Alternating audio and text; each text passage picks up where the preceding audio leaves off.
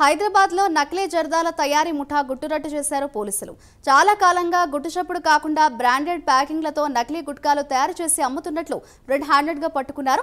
రంగారెడ్డి జిల్లా రాచకొండ కమిషనరేట్ పరిధిలోని Balapur police station పరిధిలో నకిలీ జర్దా తయారు చేస్తున్న కేంద్రంపై మహేశ్వరం ఎస్ఓటీ పోలీసులు దాడి చేసి పెద్ద మొత్తం జర్దా ప్యాకెట్లు తయారీకి ఉపయోగించే సరుకులను సీజ్ చేశారు.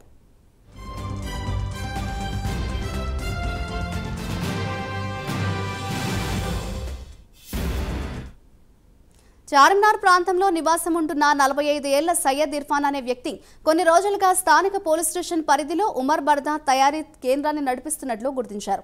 విశ్వసనీయ సమాచారం మేరకు మహేశ్వరం ఎస్ఓటీ పోలీసులు జర్దా తయారీ కేంద్రంపై దాడి చేసి ముగ్గురిని అరెస్ట్ చేశారు.